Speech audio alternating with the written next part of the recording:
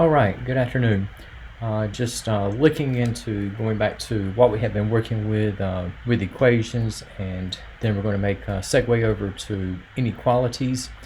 And let's say that for what we have regarding complex roots, and let's say if we have a quadratic equation and we're looking at solving for x, okay, and we'll say that we have for in the first case, right? Say we have that x squared, and we'll say we have x squared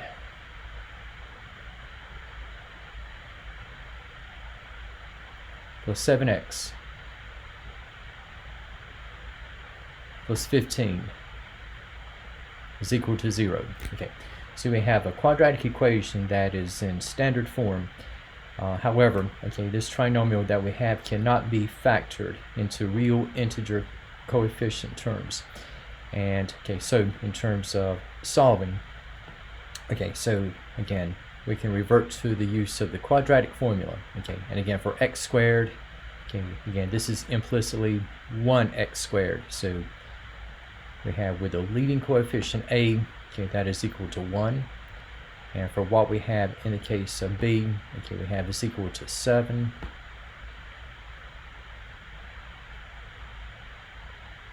And again, we have c is equal to 15. So all these terms here are positive. And looking at what we have in terms of solving for x, okay, so we have x is equal to negative b plus or minus. Okay, we have the square root b squared minus 4ac all over 2a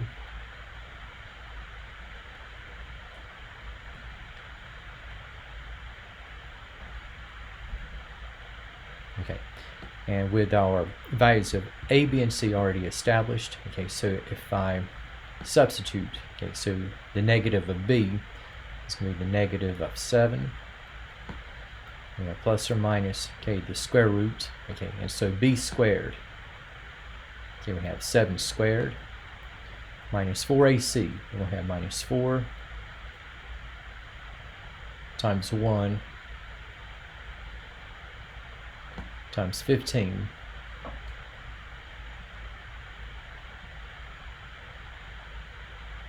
we have all over 2a, which is going to be 2 times 1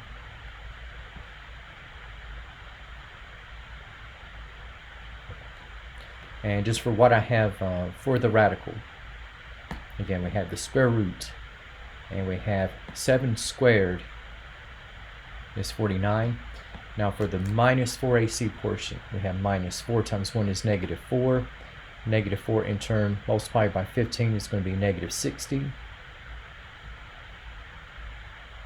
49 minus 60 comes out to negative 11. And okay, so we have the square root of negative 11, and so we have, like, again, had the square root of 11 times the square root of negative 1, and again, square root of 11. 11 is a prime number. Highest perfect square divisible into it is only 1, so the square root of 11 part is already reduced, and we have the square root of negative 1 is I, and so we'll have a couple of complex roots. Okay, so we have negative 7 plus or minus the square root of 11 times I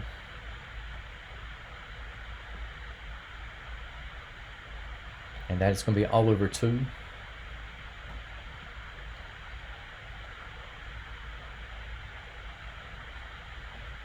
And if we were to express, say, in the standard complex number notation, okay, so like your a part, we have negative 7 halves, and on the side of addition, you have the bi part is going to be the square root of 11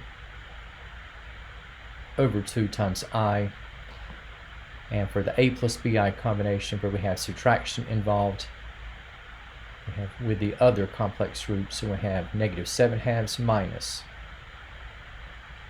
the square root of 11 divided by 2, and again we have that ratio multiplied by I.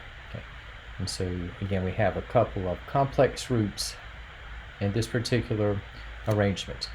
Okay, now let's say if we have another scenario, and let's say that we have, say as a second case,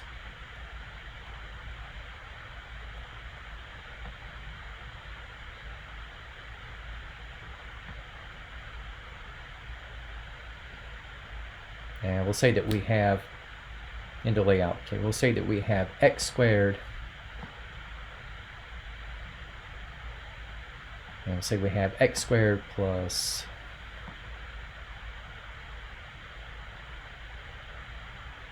four x, and we'll say that we have minus, make that plus, so you have x squared plus 4x plus 21 is equal to 0. Okay, so like x squared plus 7x plus 15, this trinomial cannot be factored into real integer coefficient terms. And looking at what we have in the setup, okay, so again, x squared has a coefficient of 1. For 4x, we have b is equal to 4.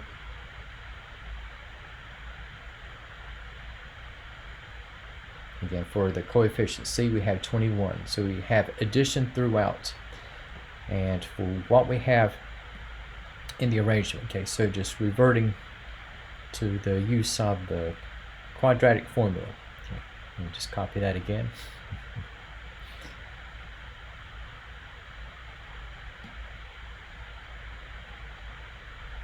So applying the quadratic formula, okay, and substituting, okay, so we have in the layout, okay, so you have the negative of b, okay, so that's going to be the negative of 4,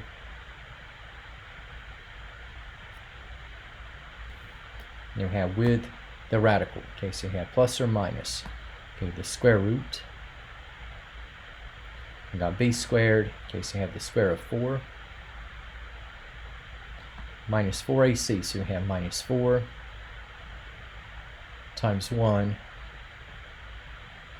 times 21. We have all over 2a, okay, so again we have 2 times 1. And for what we have concerning the radical expression, okay, so we got 4 squared is 16. Negative 4 times 1 is negative 4. In turn, negative 4 times 21 is negative 84. And for the difference, okay, this is going to be in the layout, okay, so you have 16 minus 84, okay, so that's going to be a negative 68. All right, so we have a complex number, just like the square root of negative 11, which went to the square root of 11i. Now, at the moment, we have the square root of 68i. And if I display what I have in reduced radical terms, okay, now, square root of 11 was already in reduced form. The square root of 68, on the other hand, okay, while it is not a perfect square, it is nonetheless the multiple of a perfect square value that is greater than 1, and the highest perfect square is going to be 4. Okay, and so for the square root of 68, okay, 4 will go into 68 17 times, and in reduced radical form, the square root of 68 times I, this will become 2 times the square root of 17 times I. And so reverting to what we have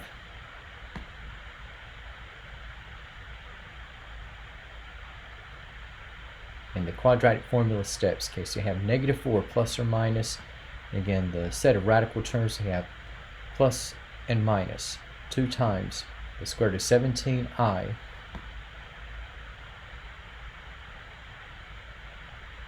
and that is over 2.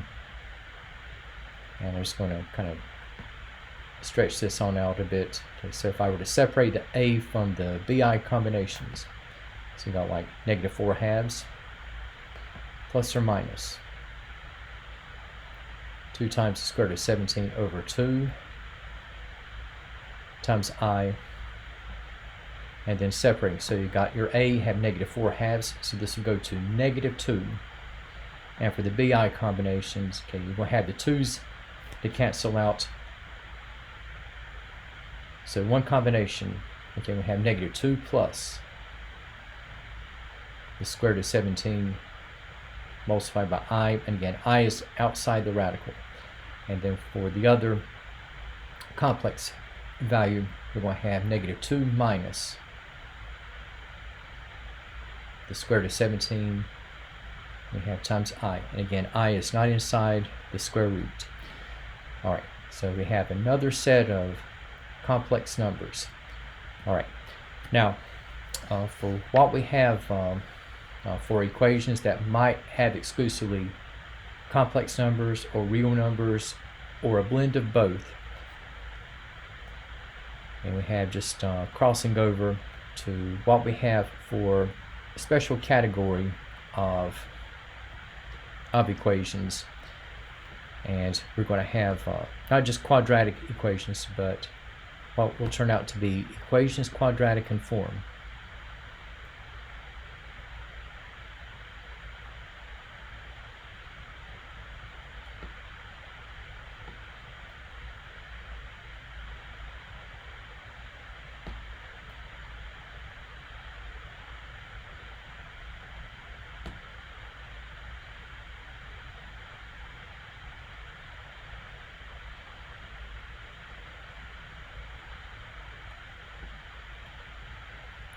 Okay, now essentially for what we have for equations that are quadratic in form, okay, and for equations quadratic in form, okay, these are going to be equations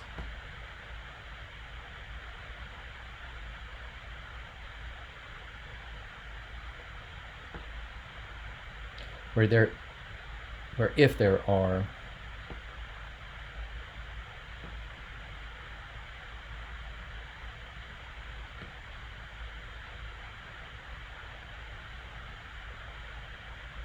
if there are two expressions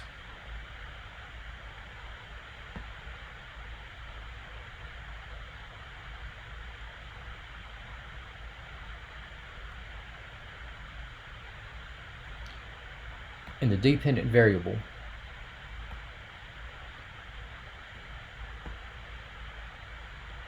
or the variable we are solving for,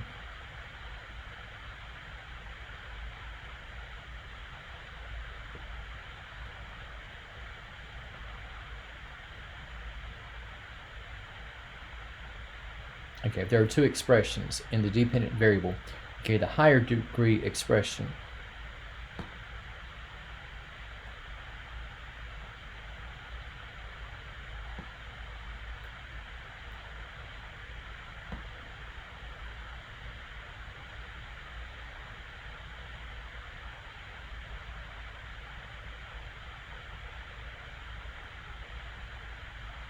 will be twice the degree of the lower degree expression.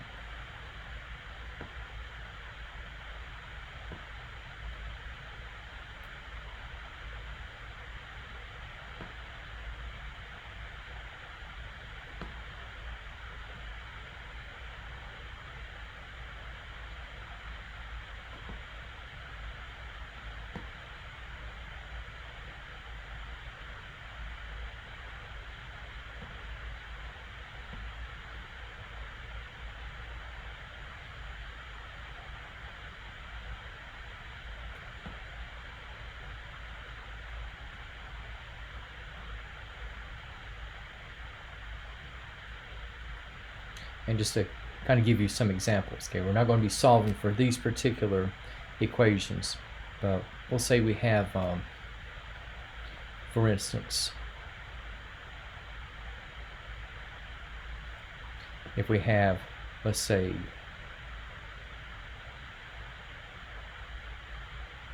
three x to the fourth plus 17x squared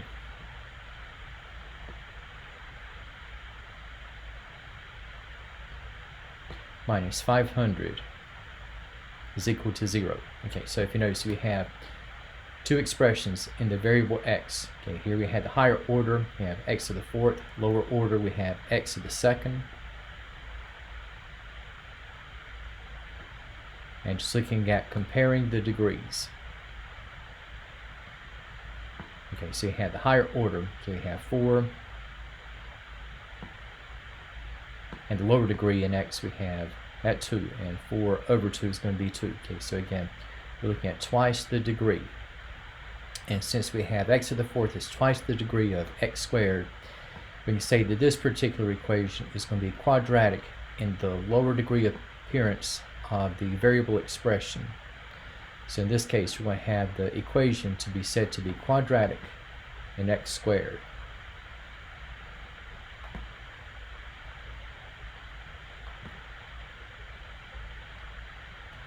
And let's say if I have something like negative 4 x to the 6th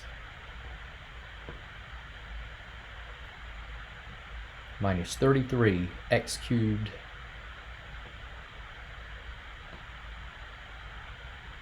plus 97 is equal to 0. And if you notice in the degree comparison, you have x to the 6th, x to the 3rd, and a 63 ratio, okay, is going to be, again, 2 to 1. And so we can say that for this equation,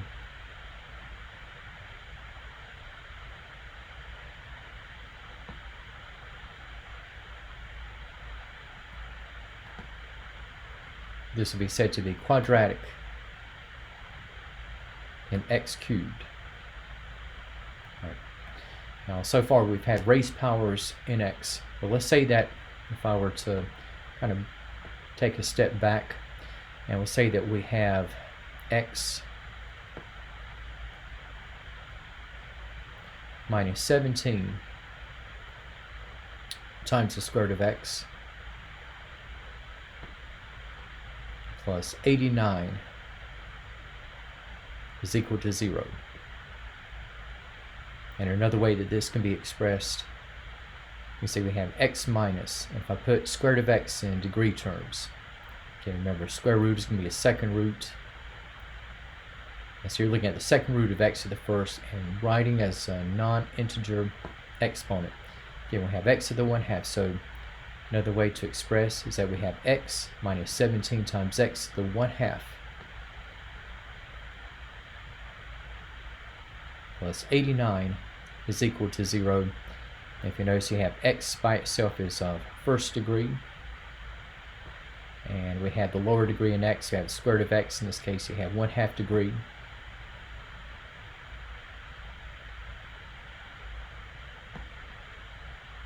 And if you divide by a fraction, it'll be the same as multiplying by the fraction's reciprocal.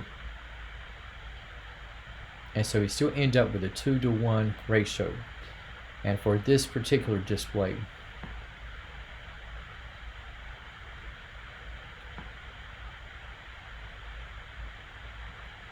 can say that this particular equation, we can say, is quadratic. And you can say either in the square root of x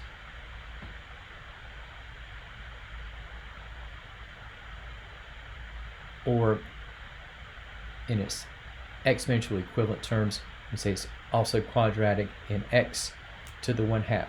All right.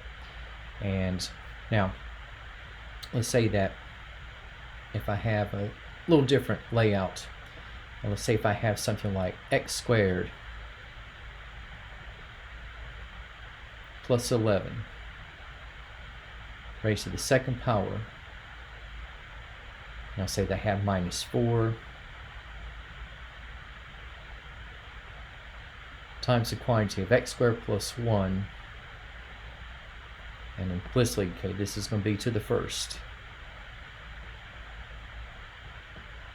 And I'll say that I have minus 73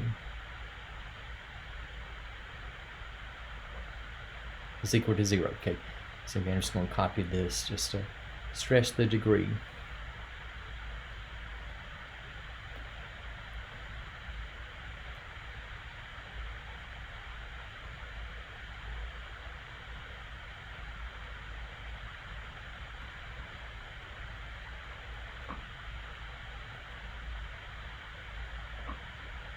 Okay, so I have x squared plus 1, okay, that x squared plus 11 to the second minus 4 times x squared plus 11, no explicit power, so that will be to the first. And again, you have 2 to 1 ratio, which is equal to 2. So you're looking at x squared plus 11 to the second relative to x squared plus 11 to the first. And for what I'm going to have in this particular case is that we're going to have this equation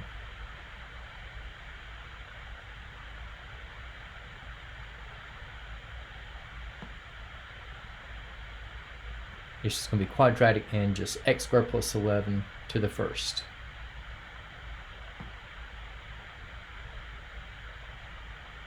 We're just playing x squared plus 11.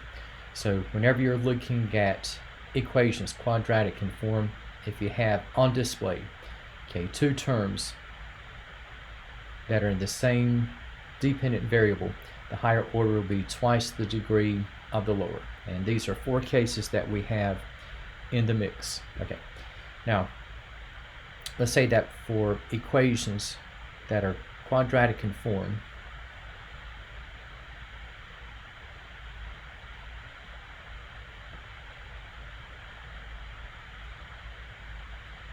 and say if we are looking at solving for x,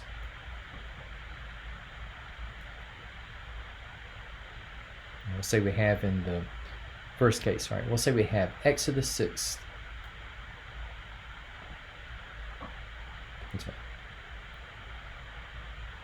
We'll go back with x to the 4th. We'll say we have x to the 4th, and we'll say we have x to the 4th plus,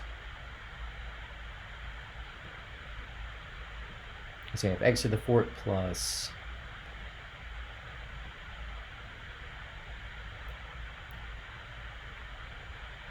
6x squared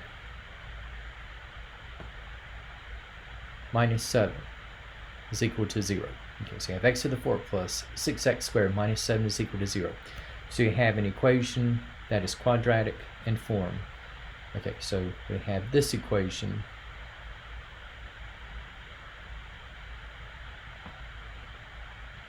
will be quadratic in x squared. And if the trinomial is factorable, the leading term will be factored out in terms of the expression that the equation is quadratic in.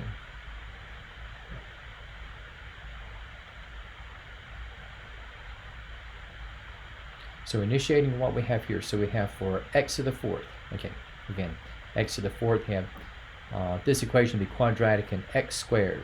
Okay, so just as x squared goes to x and x, we say that x to the 4th goes to x squared and x squared. And looking at factors of -7 whose sum or difference will be on the plus side at 6. Okay, so this is going to be indicating that more weight will be given to the addition part than to the subtraction. All right, so here we have x squared plus 7 and x squared minus 1. Now I can set things up in terms of the zero product property, and you can factor even further. Factoring what can be factored is optional at this stage, and I'll go and factor. Now for a sum of squares, I cannot factor into real integer coefficients. As for what we have with x squared minus 1, okay, this is a difference of squares. And this is factorable to both x plus and x minus 1. And in the completely factored form, okay, so if I look at now setting up in terms of the zero product property, okay, so I have with the 3 factors, so I have x squared plus 7 and x plus 1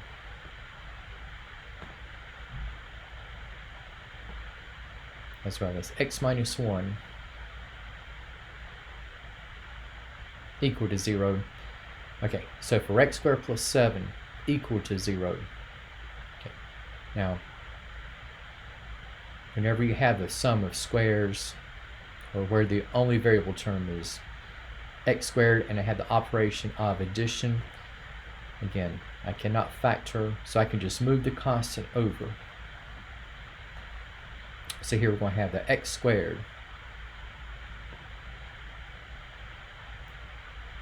is equal to -7. And for what we have in following through, now I can utilize the square root property of equality, but this is going to be in the realm of complex numbers. So right now I have x squared equal to -7. And I have the x equal to plus or minus the square root of -7.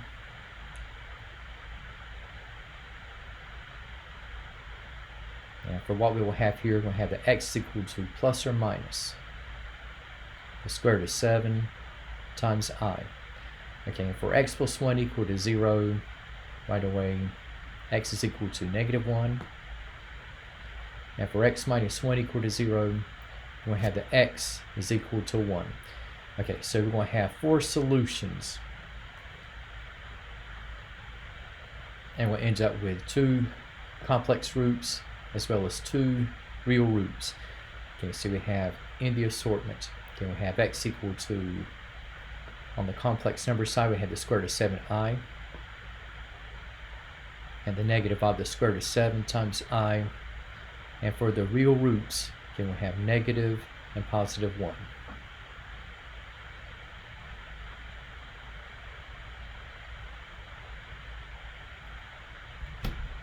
And we'll say that if we have case here, and this is kind of like one I put up the other day, and if we have, let's say, I'm still working with 4th degree, and say if I have something like x to the 4th, and we'll say we have x to the 4th minus 256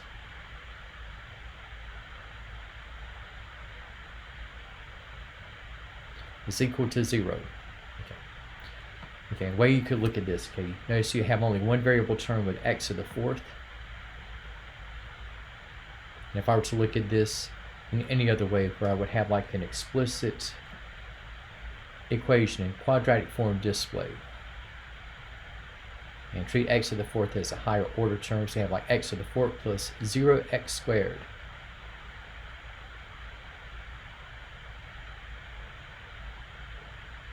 minus 256 is equal to 0.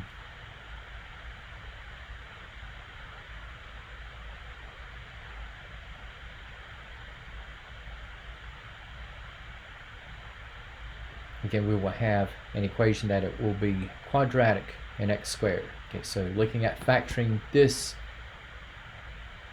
appearance of the difference of squares, okay, just like x to the 4th from the first case, this x to the 4th will factor out to x squared.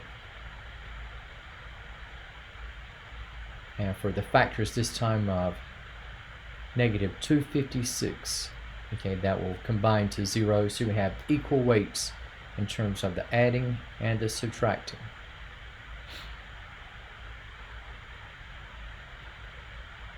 Okay, so here we have x squared plus 16 times the quantity of x squared minus 16. Okay, now we got both sum of perfect squares as well as the difference of perfect squares. Again, for sums of perfect squares, okay, they cannot be factored in terms of real integer terms, but for x squared minus 16, okay, factoring is optional, and I'll go ahead and follow through as such. Okay, so we have x plus and x minus 4. And looking at what we have, again, re-entering the stage of the zero product property. Okay, so if I set the factors equal to each other,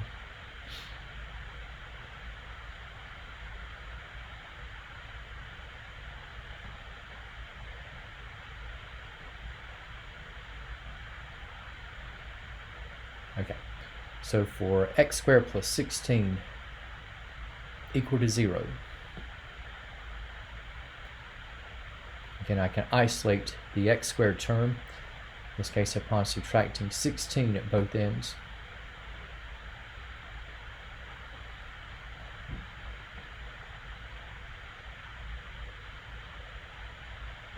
So we have that x squared is equal to negative 16, and we have with the square root property of equality, so we have the x equal to plus or minus the square root of negative 16, and so we have plus or minus, and the square root of negative 16 is going to be 4i. So we have so we're going to have two real roots shortly, but we've got two complex roots in the layout with positive and negative 4i. So for x plus 4 equal to 0, I have the x is equal to negative 4. And again, for x minus 4 equal to 0, so we have the x is equal to 4. Okay, so we have in the layout. Okay, so we have x equal to 4i and negative 4i, and also again we have with the real roots we have negative and positive 4.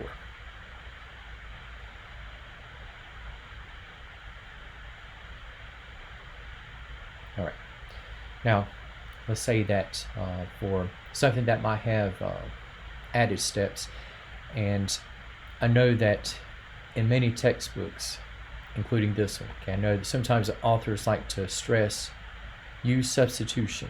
And I'll give you a case.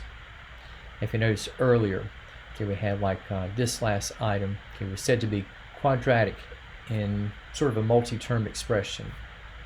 And something that is fairly akin to this, but where I can factor. Now let's say that if I have something along the lines, okay, let's say we have x squared. Let's say we have x squared plus 1 to the second, and we'll say that we have plus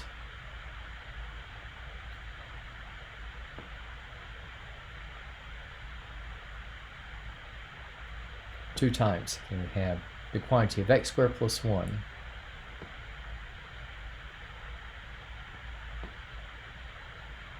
we'll say we have minus 8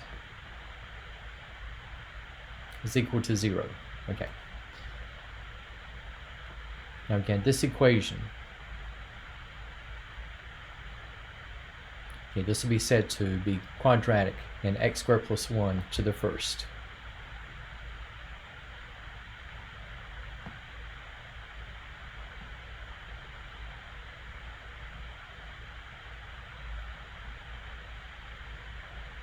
And there are two ways we can go about this. Okay, now whenever you have multiple terms to which the equation is going to be quadratic in, okay, let's say if I have what is referred to as use substitution.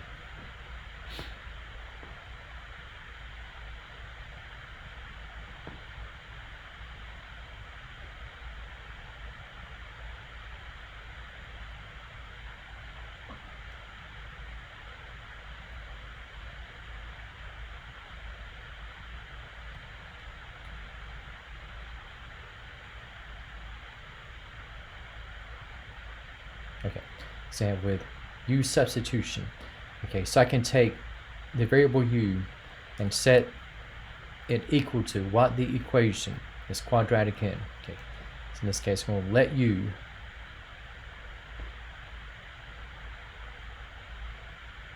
be equal to x squared plus 1.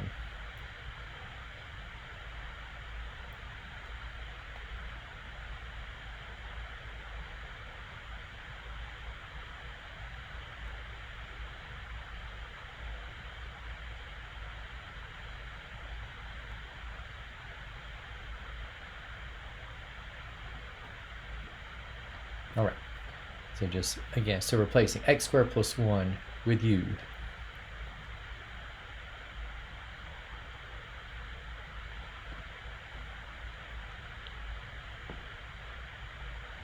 Okay, so we have in the rewrite, kind of going with an auxiliary equation. Okay, so I have u squared plus 2u minus 8 is equal to 0. And so looking at what we have upon factoring, okay, so u squared plus 2u minus 8 is equal to 0.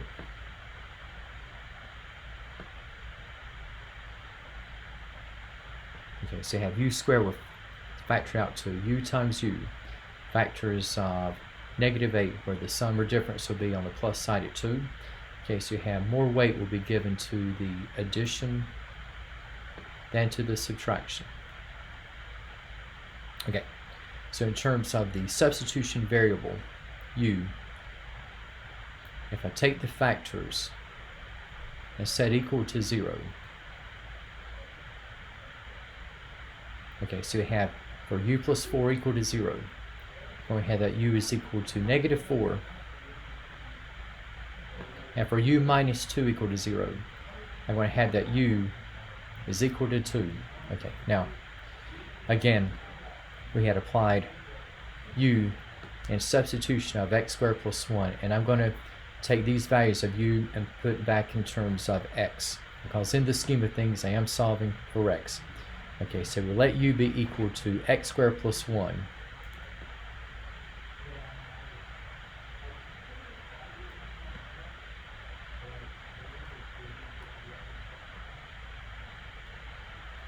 So again, we're looking at the coexistence of where u is equal to x squared plus 1, and also from the first factor where it is equal to negative 4. Okay, so if these are supposed to be the same value in u, if u is equal to x squared plus 1 and simultaneously is equal to negative 4, I can take from the coexistence, I can set x squared plus 1 equal to negative 4. Okay, and doing so, okay, so I have x squared plus 1 equal to negative 4.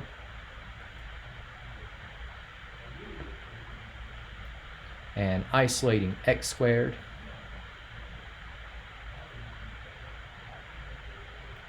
so I have that x squared is equal to negative 5. And going from x squared to x, so I have x equal to plus or minus the square root of negative 5. And so we're going to have a couple of complex roots.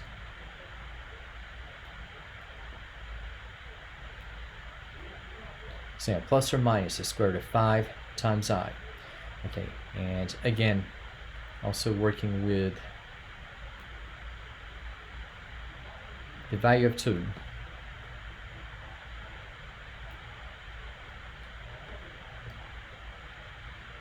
Again, restating, so have u is equal to x squared plus 1. And where u is equal to 2,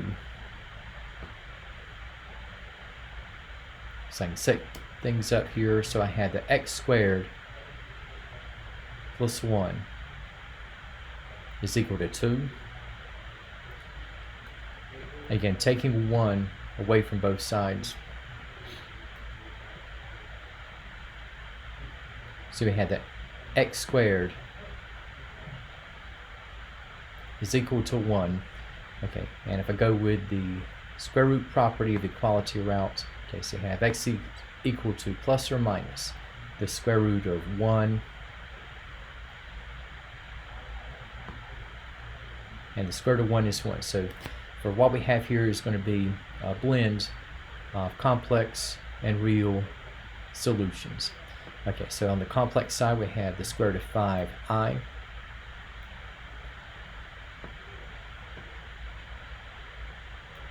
and we have the negative of the square root of 5 times I, and again we have 1 and negative 1.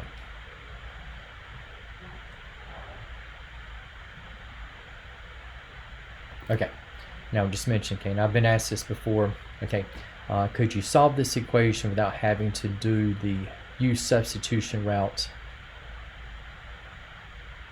And the answer, okay, that is going to be yes. Okay, and I'll show you.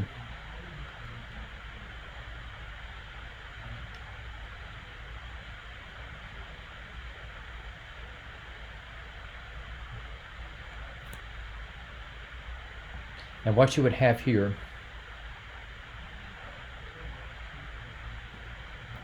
Okay, if I were to go ahead and square out x squared plus 1, so you have x squared plus 1 times itself, so you would have x to the fourth plus x squared, which will make 2x squared. You have plus 1, and then we have, we're distributing 2 over the quantity of x squared plus 1.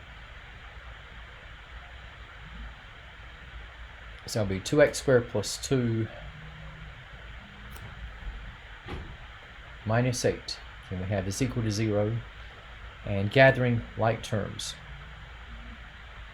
So we have x to the fourth.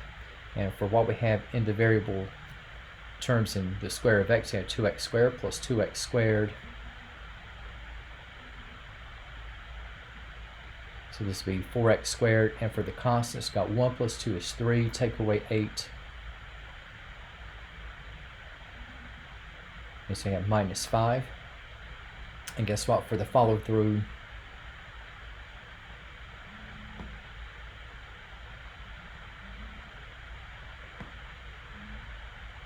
we've expressed this now as an equation that is quadratic in x squared. Okay, so factoring. Okay, so we have x squared plus 5 times x squared minus 1 is equal to 0. Again, factoring x squared minus 1 is optional.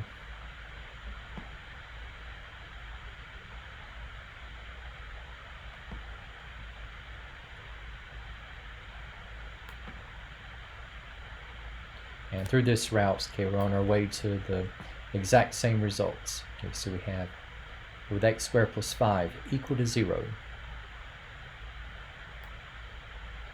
Again, take away 5. We have x squared is equal to negative 5.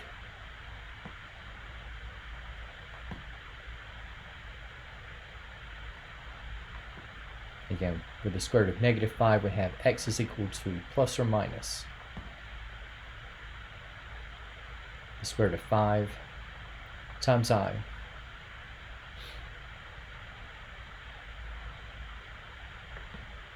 Again, as for x plus 1 and x minus 1 equal to 0.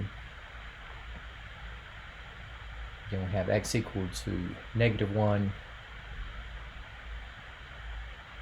and x equal to 1. Okay, and you still come out to the exact same roots. Yeah, positive, negative, square root of 5 times I. And again, for the real roots, we have additive inverses with negative and positive 1.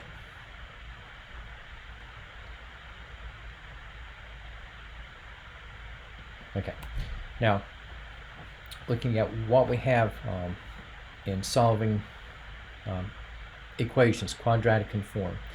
So just for the next few moments.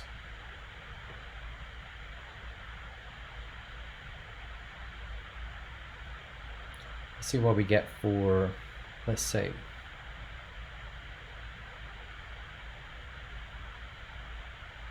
so you have x to the fourth plus 2x squared plus 1 is equal to 0.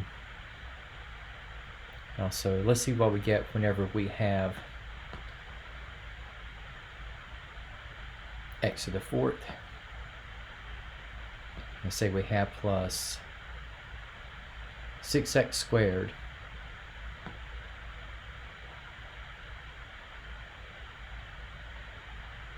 minus 16 is equal to 0. Okay, so for the next few moments, let's see what we get for x, if any, terms for these two problems. For these equations, okay, again, we have the terms r and x, okay, and for the degrees concerned, okay, the higher order term, okay, we have in terms of x to the fourth, lower, we have in terms of x squared. So we have both equations to be quadratic and x squared. Okay, and for what we have for the first case, we have x to the fourth plus 2x squared plus 1 is equal to 0. And if I look at factoring, so with x to the fourth going to x squared times x squared. We have with factors of 1 that will add up to 2. We have x squared plus 1 quantity, and we have times also another x squared plus 1. And here we have what's going to be a repeating quadratic factor with x squared plus 1. And so we're going to have for the values of x, okay, we need only work with x squared plus 1 one time.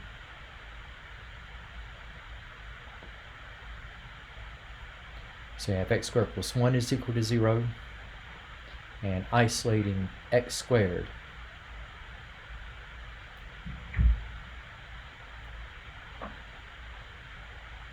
Upon taking 1 away from both sides.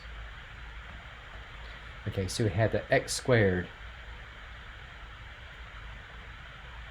is equal to -1.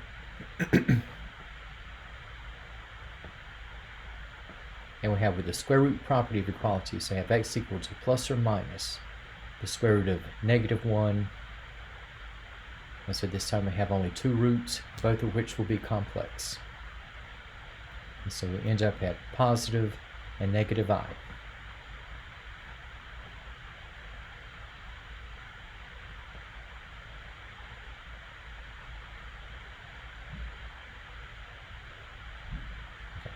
And for what we have in the case of the second equation, again, also quadratic in x squared, we have the coefficients, okay, such that I can factor the trinomial into integer coefficients.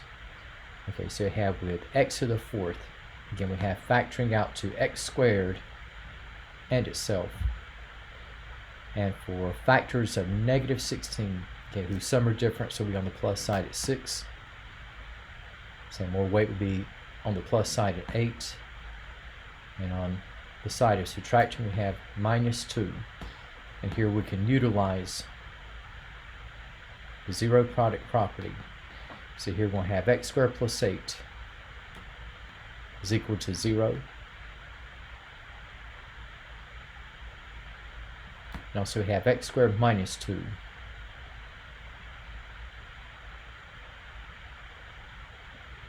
is equal to 0. And looking at what we have now, so we got x squared plus 8 is equal to 0. And if I isolate x squared, we have upon taking 8 away from both sides. Okay, so I have the x squared is equal to -8. And we have with the square root property of equality, so I have x equal to plus or minus the square root of -8. And just taking what we have in reduced radical terms. So we have the square root of -8. Again, this will be the square root of 8 times I. And the highest perfect square divisible into 8 is going to be 4. And square root of 8 factors out to square root of 4 times the square root of 2. And for the square root of -8, we have square root of 4, which is 2, times the square root of 2 times I.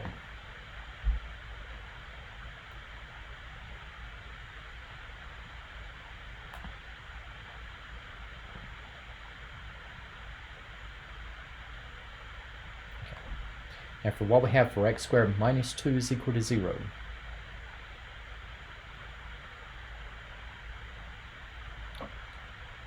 Okay, so if I isolate x squared upon adding 2 to both ends, okay, so we have that x squared is equal to 2. And going from x squared to x, and we have with the 0, I should say the square root property of equality, so we have the x equal to plus or minus the square root of 2.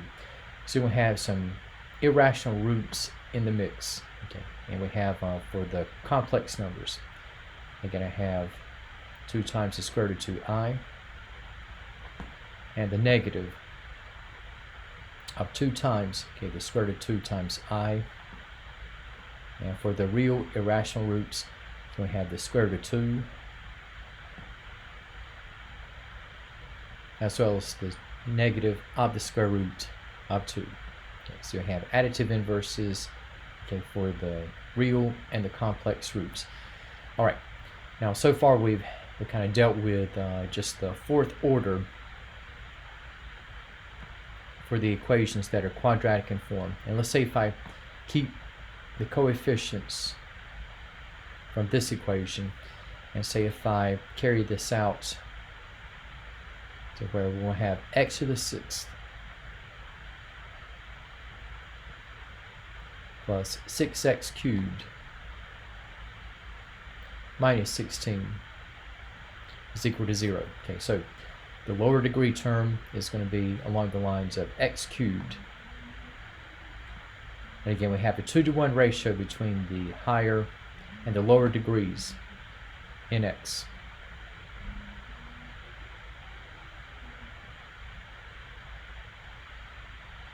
Okay, so this equation is going to be quadratic in x cubed.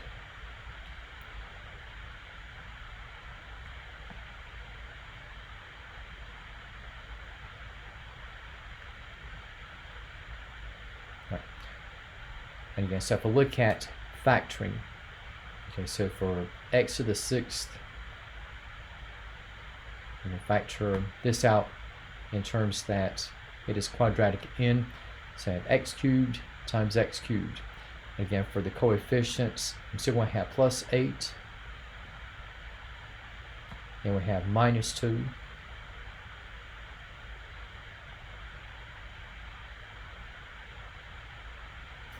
Okay, and for what we're going to have in this particular case, right? So you have x cubed plus 8 times x to the 3rd minus 2 is equal to 0. Okay, now for what we're going to have in this particular instance case, if I'm looking at all the solutions here, and this is going to be kind of a throwback, especially with x cubed plus 8.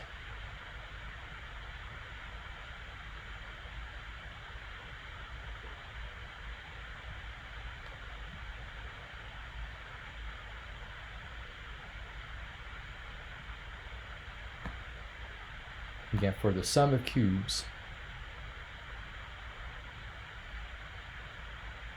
you're going to have a plus b times the quantity of a squared minus ab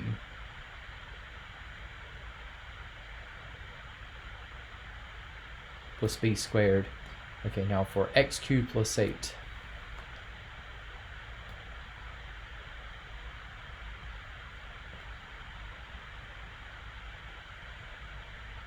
You have x to the 3rd plus 2 to the 3rd. And so you can think of like a as being represented by x, b represented by 2.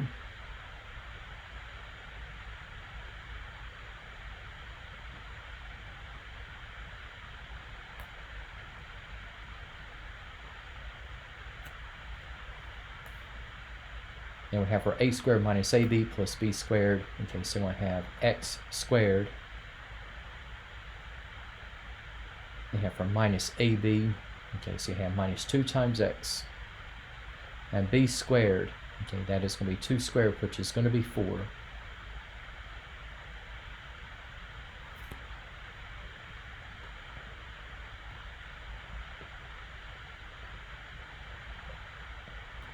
I just transfer this over here.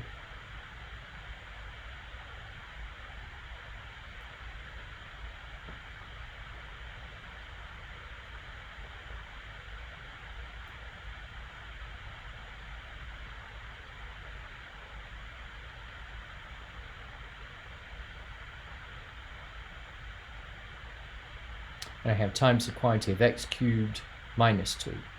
Now, 2 is not a perfect cubic value. Okay, so we have in the factored form, say the completely factored form, this is what I have in the set. And we have with the first factor, I have x plus 2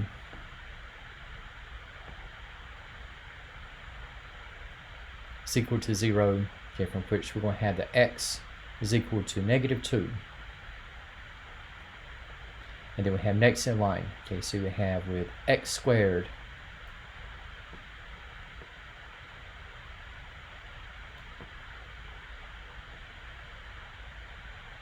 minus 2x plus 4 is equal to 0. And guess what? This trinomial I cannot factor.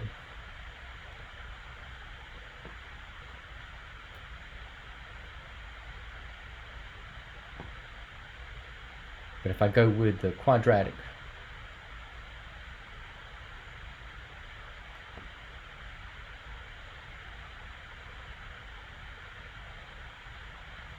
okay.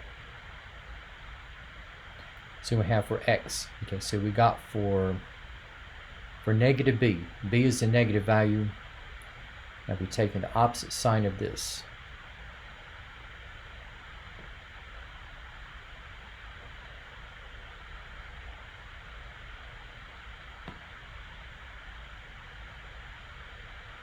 Okay, and I have b squared, okay, so I have -2 squared, and for minus 4ac,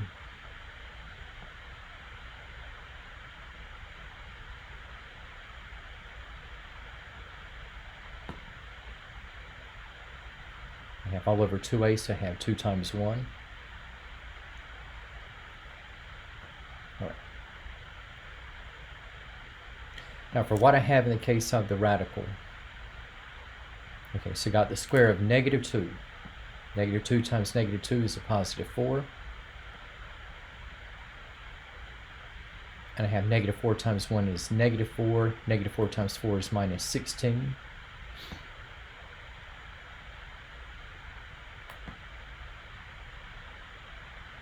And 4 minus 16 is -12.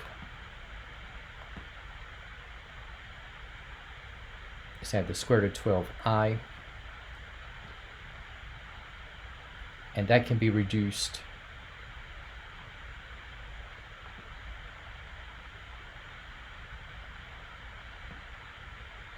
and square root of 4 is 2, and we have times the square root of 3 times I. Okay, so reverting back to what we have here. Okay, so we got x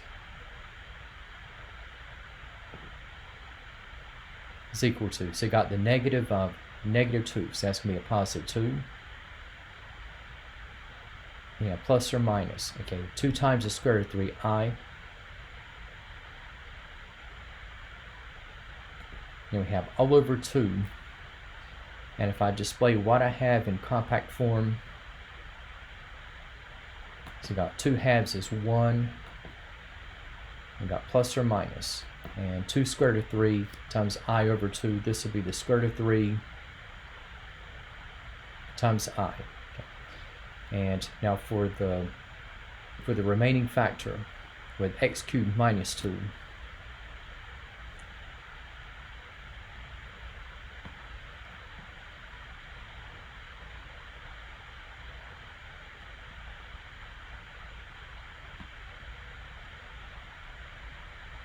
For x cubed minus 2 equal to 0. If I isolate x cubed, adding 2, say x cubed is equal to 2.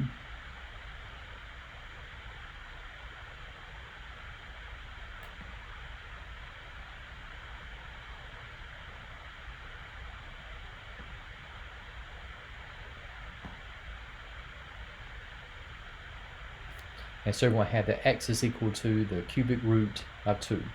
Okay, so we're going to have for this assortment. Okay, so you got -2.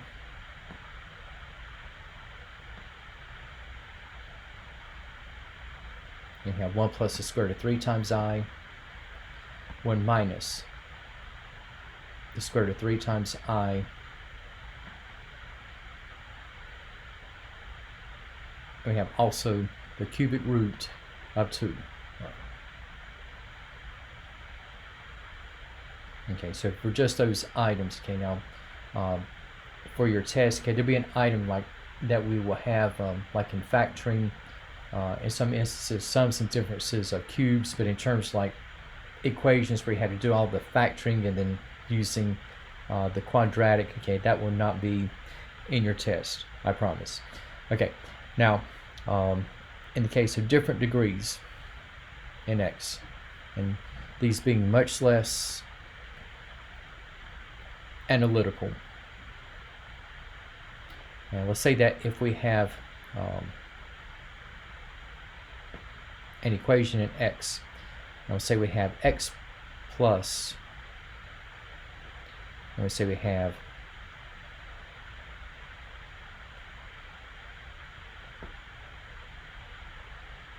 three times the square root of x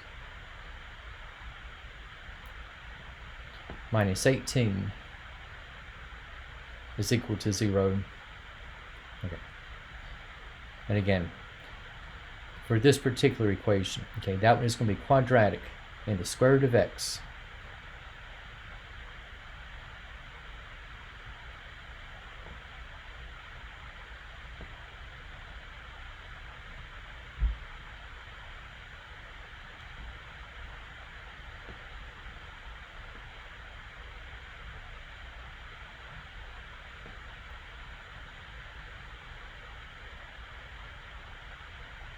And if we look at factoring, okay, so again, whatever the leading term is, that the coefficients are such that I can factor out in terms of integer coefficients. Now, for x, I can factor this out in terms of what the equation is quadratic in. In this case, we have the square root of x. So x, I can say that I have the square root of x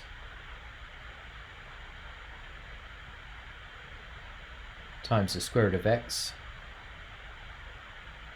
and factors of negative 18, whose sum or difference will be on the plus side at 3.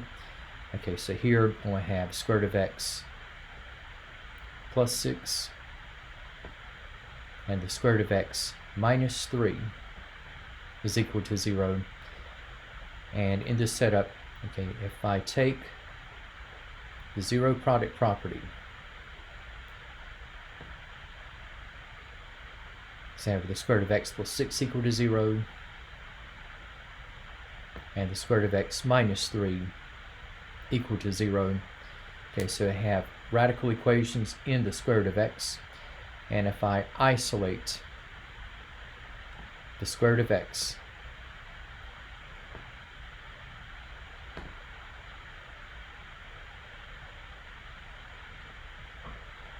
alright, so for the square root of x plus 6 is equal to 0.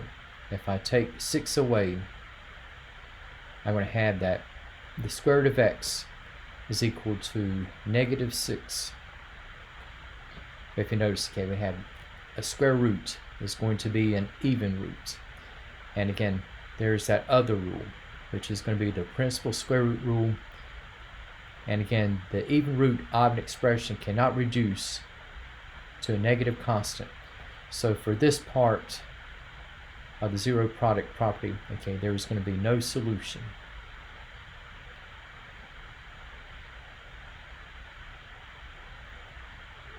Now for the square root of x minus 3 equal to 0, if I add 3,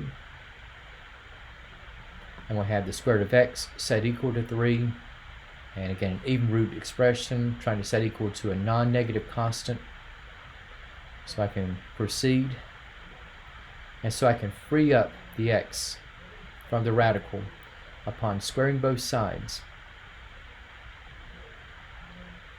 So we have the square root of x squared is going to be x, and 3 squared is 9. Okay, and there's going to be only one solution in this case, right? And that is going to be the value of 9. And you can always go back and check.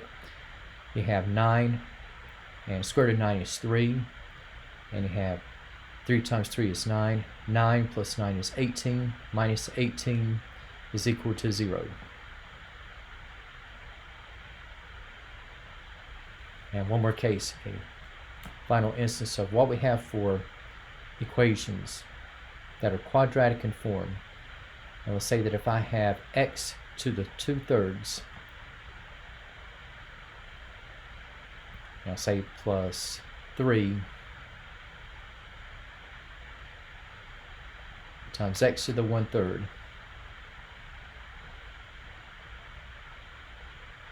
minus 4 is equal to 0. Okay, if you notice you have a 2/3 to 1/3 ratio, it's going to be a 2-to-1 ratio.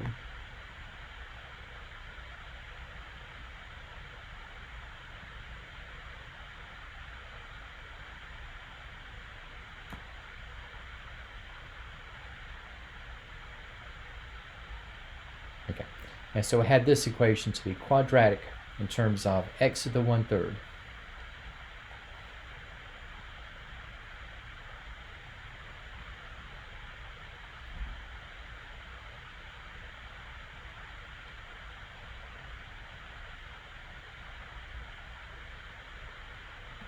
Okay, so for x to the 2/3, okay, I can factor out as x to the 1/3 times itself, and factors of -4 whose sum or difference will be on the plus side at 3. Okay, so I can say I have more weight given to the adding than to the subtracting. And looking at what we have with the zero product property. Okay, so I have x to the 1/3 plus 4 is equal to 0. Also I have x to the 1/3 minus 1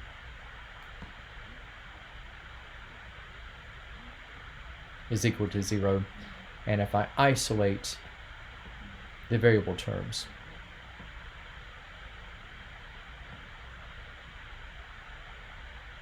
okay, so we have for x to the 3rd plus 1 plus 4 is equal to 0. If I take 4 away, so we have x to the 1/3 is equal to -4. So we're back in the terrain whereupon we have equations with non-integer exponents. Okay, so got x to the 1/3, and if I rewrite expressing as a radical, so x to the 1/3, okay, that is going to be the cubic root of x.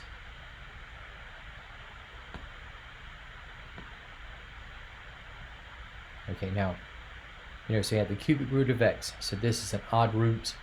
Had this been like an even root, like square root, fourth root, and I tried to set equal to a negative constant, there will be no solution on the basis of the principal square root rule. But again, that rule does not apply to odd roots. So I can go ahead and now proceed, take care of the radical.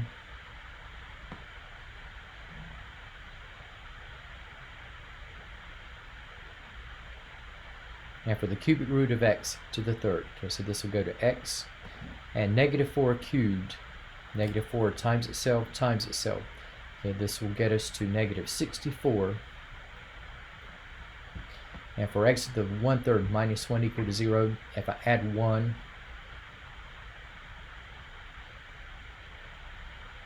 so I have x to the 1/3 is equal to 1. Again, x to the 1/3 is going to be the cubic root of x. Here we have the cubic root of x is equal to 1.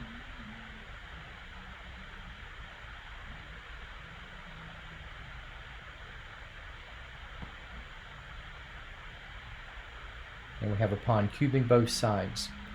Okay, so for the cubic root of x cubed, we have x and 1 to the 3rd. Okay, it's going to be at 1. So there are going to be two solutions in x. On the negative side where we have -64, and on the positive side whereupon we have x is equal to 1.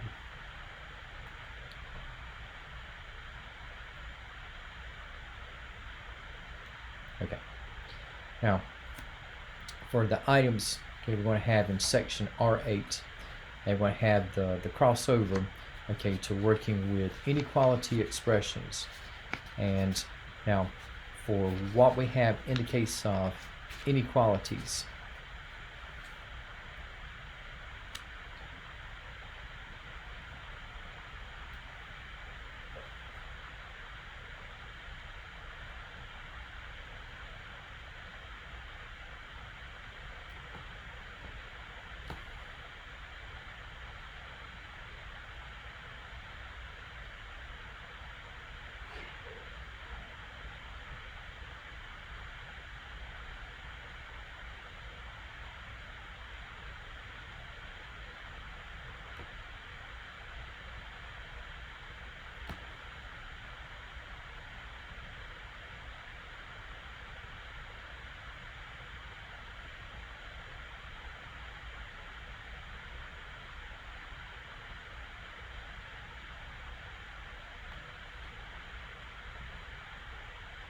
Okay, just for some of the refreshers, okay, we have concerning inequalities and interval notation. Okay, so just kind of lay the groundwork. Okay, so if I have an inequality, now inequalities are your statements like less than, greater than, less than or equal to, greater than or equal to. Now we'll say we have, okay, just as an instance, okay, if I have, let's say,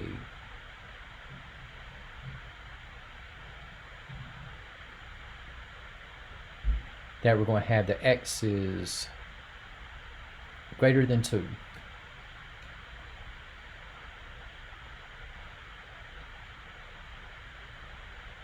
And just set up a number line.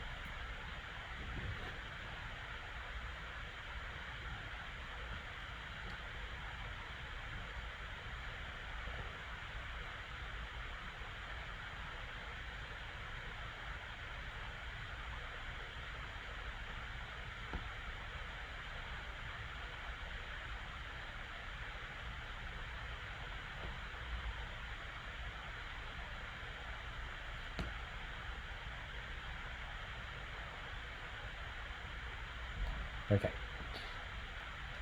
Now for what we have here, so the statement, we have x is greater than 2. All right, so we have on the number line, so you got the number 2. Okay, now greater than 2, okay, we don't have the equal sign, so 2 is not included. And so we have an open circle. Now in your textbook, the author will use parentheses and brackets. Whereas in ALEKS, okay, they use open circles and closed points. And just on the graph, okay, I'm just going to kind of do it ALEKS's way. Okay, so for x is greater than 2, okay, so you have an open circle on 2. And for x is greater than 2, okay, we're going to have the graph to be going out to the right. So you have a ray going out to the right. And in fact, okay, this is going to be running continuously. So you're going past 4, 5, 6, and this will be in the direction of going out to positive infinity. Now for the interval notation,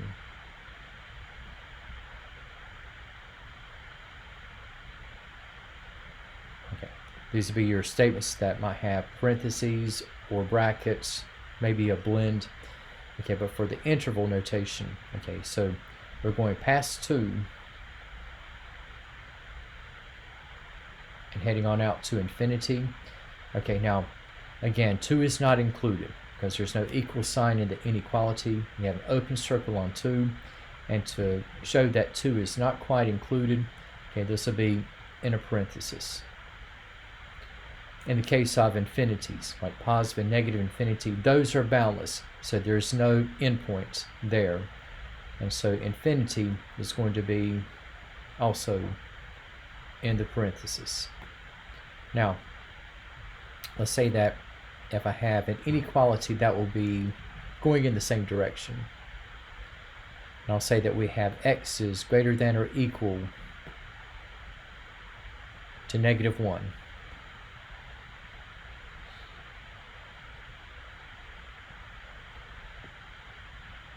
Okay, so for x is greater than or equal to -1. Okay, so we're going to have here, okay, so -1 has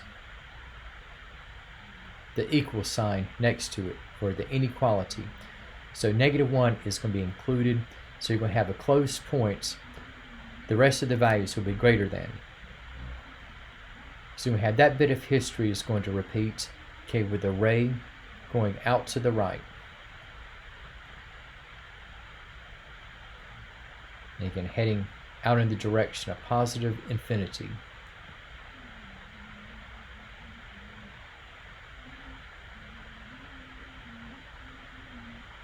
And so we have for the interval notation, okay, so you have going from and including -1 on out to infinity. And for the grouping symbols, enclosure, okay, so infinities are boundless. Now for -1, we got the equal sign, we got the close point in the graph. And so to denote the inclusion of -1, we'll have a bracket. say we have third case. Let's say we're going kind of in the other direction. Now let's say we have that x is less than 3.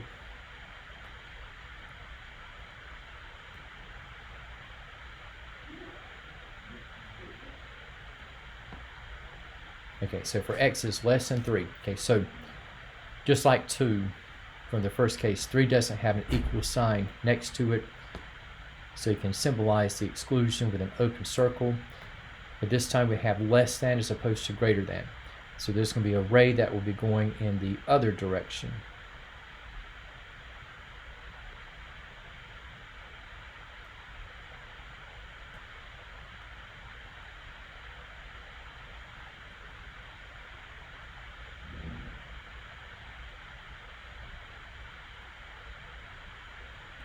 And so for the motion here, so if I'm going in the other direction, see I'm going continuously, instead of out to positive infinity, we're looking at in the direction of where we have out to negative infinity. So we have with the interval notation, now the lower end, so you're going to read in order from left to right.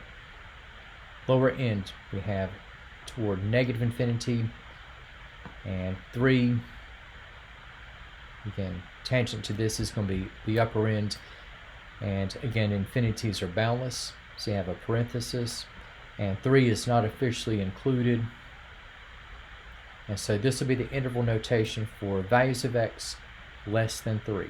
So technically it's like going from negative infinity to like 2.999, but never getting to 3 exactly.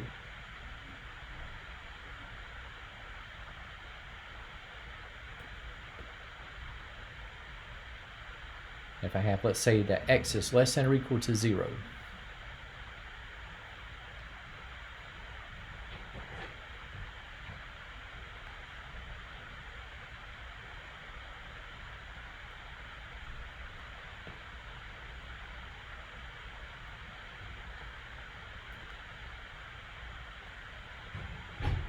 Okay, so for less than or equal to 0, so 0 is included.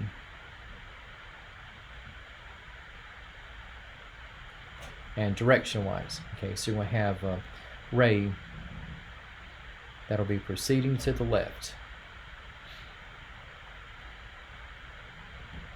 And you have running continuously, again, out toward negative infinity. All right. So we'll have for the interval notation in this instance.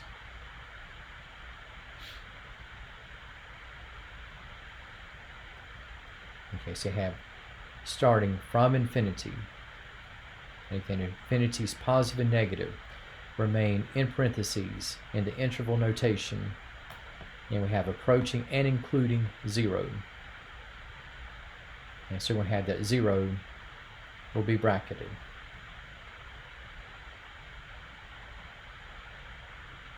Okay, now kind of going back to our categories of equations. Like we had one category was a conditional, where we have a limited number of solutions, and then we had a contradiction where there was no solution, and then we have like an identity where we have like the set of all real numbers.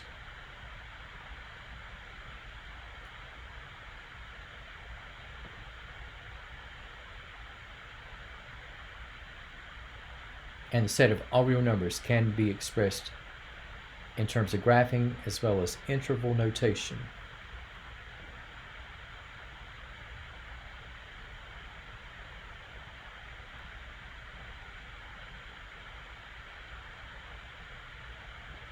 So you have for a set of all real numbers, so you have going boundlessly, moving continuously to the left and to the right.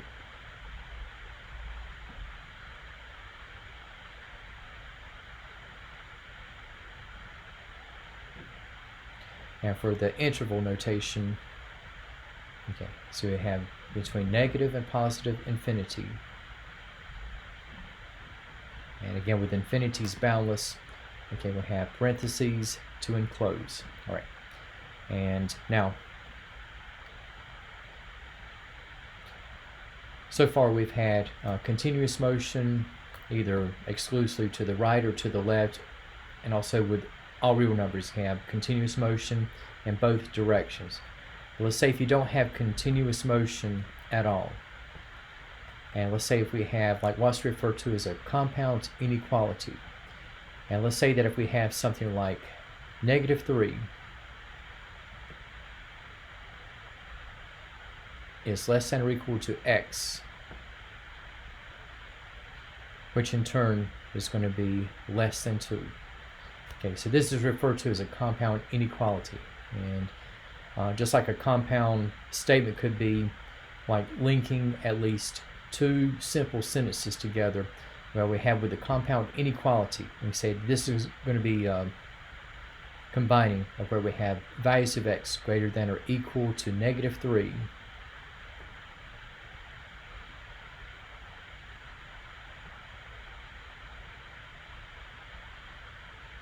and also where we have x is less than 2. So just consolidating, again, x is greater than or equal to -3, changing the direction.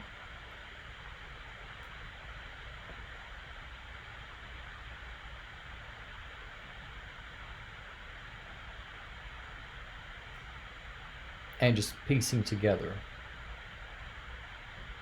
So you got -3 is less than or equal to x is less than 2.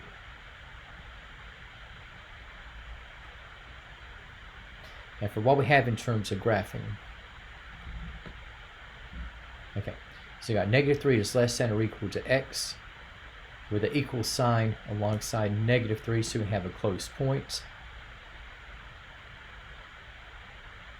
X is less than 2, no equal sign alongside it. Okay, so you have an open circle, and where we have the coexistence of x greater than or equal to -3 and also being less than 2, instead of having continuous motion either to the left or to the right, we have a line segment that will be connecting these sections together, those sections being the close point on -3 and the open circle on 2. And so for what we will have in the case of interval notation,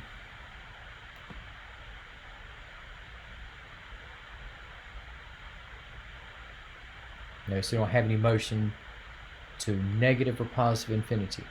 Lower limit, so we have right at -3. Upper limit we have right at 2. And again, -3 is included. And thanks to less than 2 in the open circle on 2, 2 is not. And so we have for this interval notation, we have a bracket around -3 and a parenthesis around 2.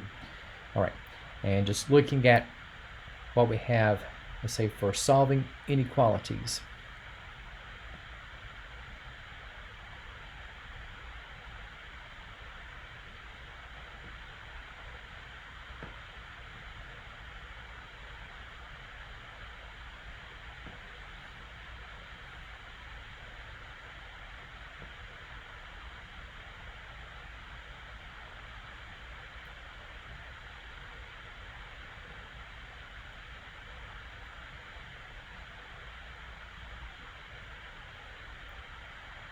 Okay, and in case of solving inequalities,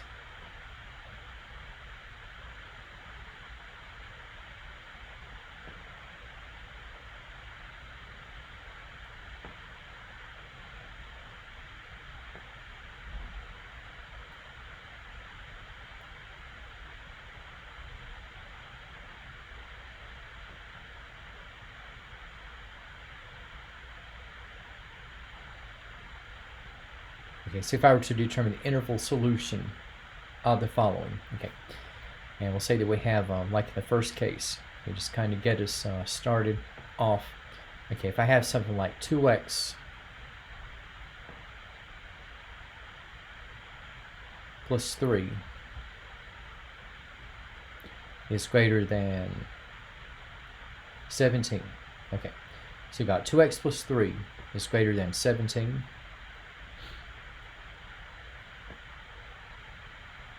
And just like equations, okay, I'm going to isolate the variable term. So I can get 2x by itself. So I can take 3 away from both sides.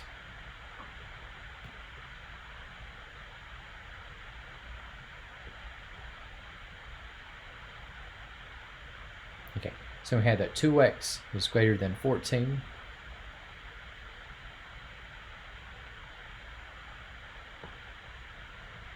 And we have with the division by 2 to go from 2x to x.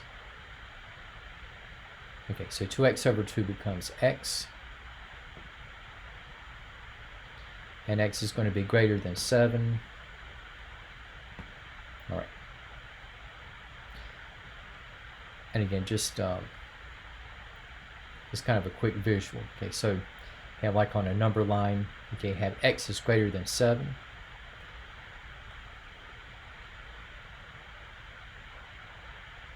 And 7 is not included, so think of this like an open circle, and you have a ray going out to the right.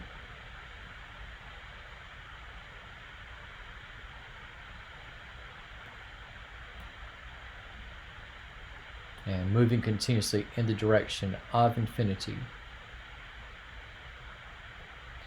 And so we're going to have, in the case of the solution in interval terms,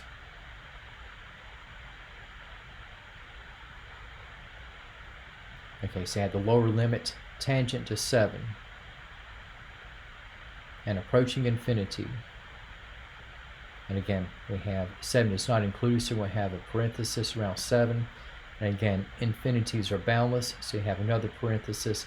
So the solution in interval terms will be parentheses around 7 and infinity. All right. Now, and let's say that if I have -3 times the quantity of x plus 2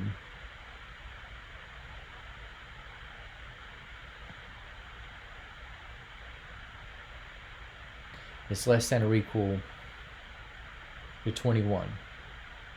Okay. So about -3 times the quantity of x plus 2 is less than or equal to 21.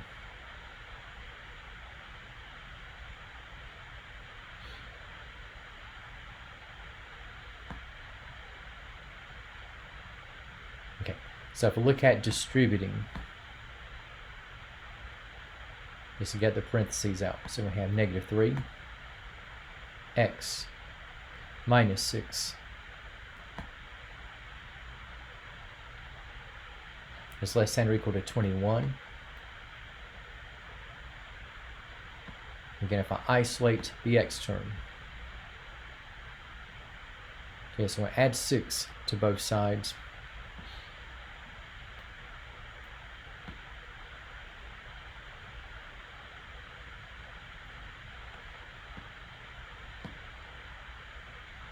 Okay, so I have that -3x is less than or equal to 27. All right. And okay, so in terms of isolating the variable term, kind of like what we have been doing with equations. Now, this is the part that is very easy to forget. Now, we got a negative term with -3x, and we have that -3x is less than or equal to 27. Now, if I look at dividing by -3,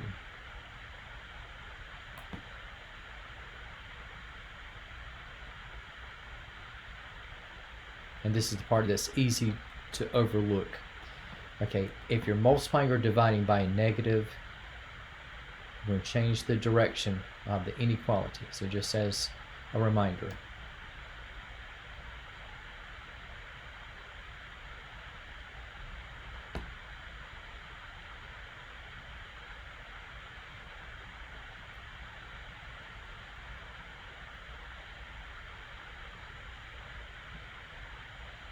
Not adding or subtracting, but multiplying or dividing.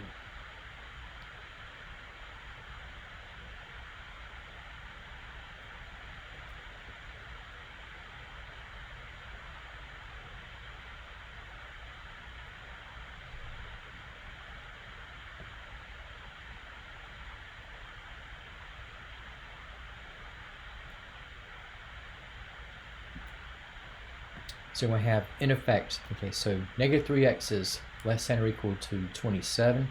Okay, this is going to change over to x is greater than or equal to -9. Okay. So just as for what we have in quick visual terms.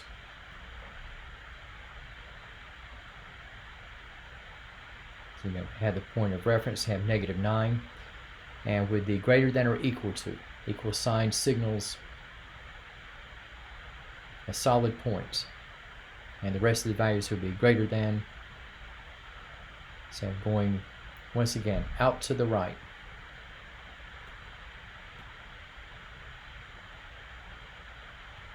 and heading in the direction of infinity. All right, and so we have for this interval solution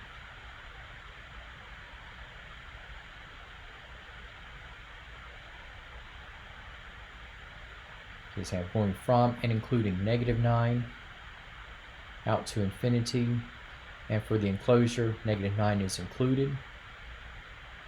So that value again is in the bracket, and again we have positive infinity, and again infinities are boundless, so we maintain the use of the parenthesis.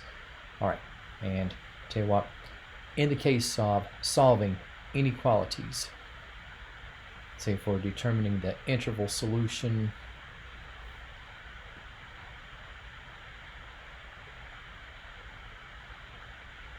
and let's say that if we have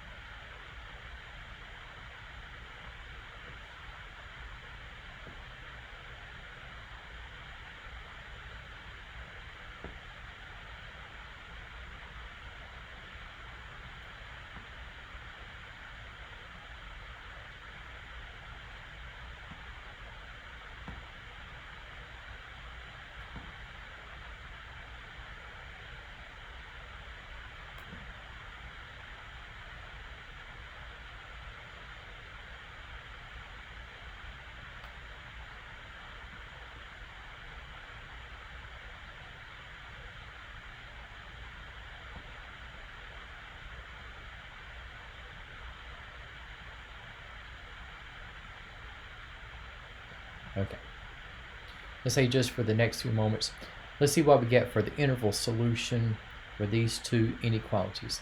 And the first of which we have -2x minus 17 is greater than or equal to -33.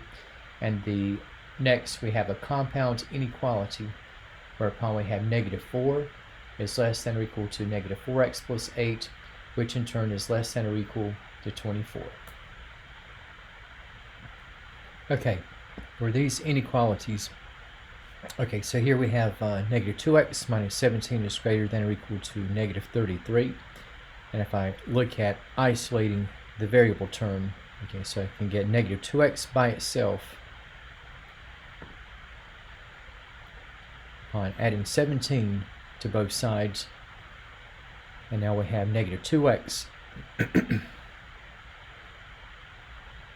is greater than or equal to -16.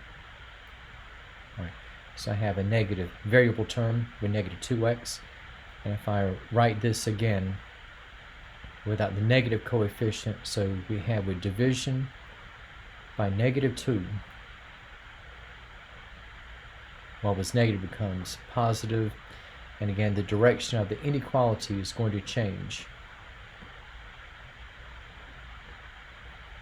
So in this case, for the inequality case, we have that x is less than or equal to +8.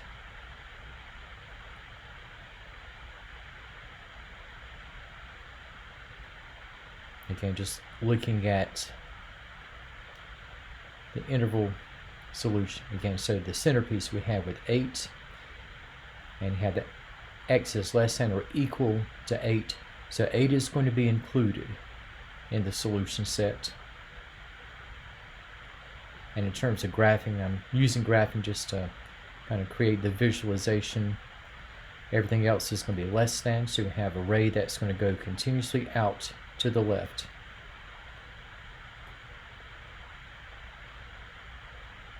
So going out in the direction of negative infinity. Okay, so for what we have as an interval solution, and again you're going to read the direction from left to right. Okay, so you have the leftmost value you have from negative infinity. You have approaching and including 8, So again, for the enclosure, again, infinities are boundless. So we have a parenthesis, and with 8 included, okay, that is going to be in the brackets. And so that will be the interval notation for what we have in the solution for this inequality. All right, now for what we have for -4 is less than or equal to -4x plus 8, which in turn is less than or equal to 24. Okay, so we got our x term is in the middle, and that's part of the binomial -4x plus 8. And if I express what I have with only x in the middle, what I can do is that I can subtract 8 from all portions that make up this inequality. So if I subtract 8 from the left and right as well as the middle, okay, so we're going to have -4 minus 8 will become -12. Then we have in turn -12 is less than or equal to -4x, and -4x in turn is less than or equal to 24 minus 8, which is going to be 16.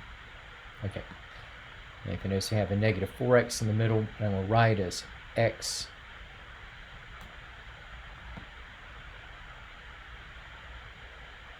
okay. So if I divide by -4, and one might ask, okay, am I going to change the directions for both inequality sections?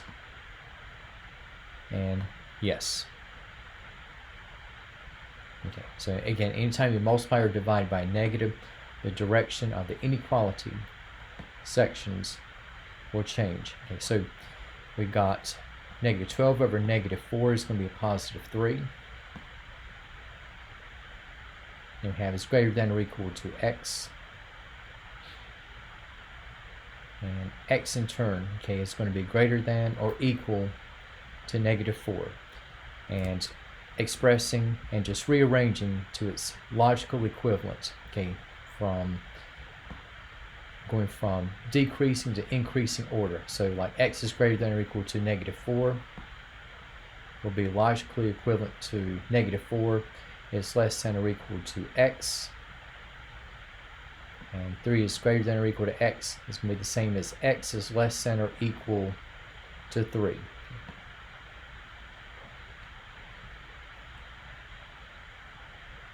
And especially, it is especially like in case of number lines that they can be useful, okay, in terms of envisioning, okay, compound inequalities. Okay, so you have lower value we have at -4, upper value we have at 3, and with the equal signs for both portions of the statement.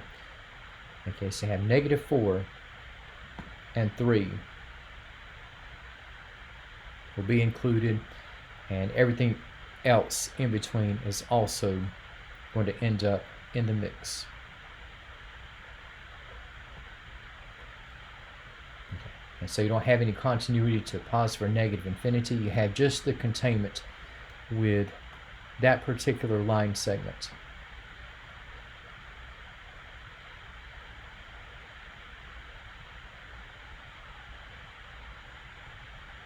And for what we'll have in the case of the solution case, you have between -4 and +3. And again, both -4 and 3 are included. And so in this case, we're going to have an example of what's going to be a closed interval, where you have the lower limit and the upper limit values are included in the mix. So you have -4 part of the solution, 3 part of the solution, and everything else that will occur in between.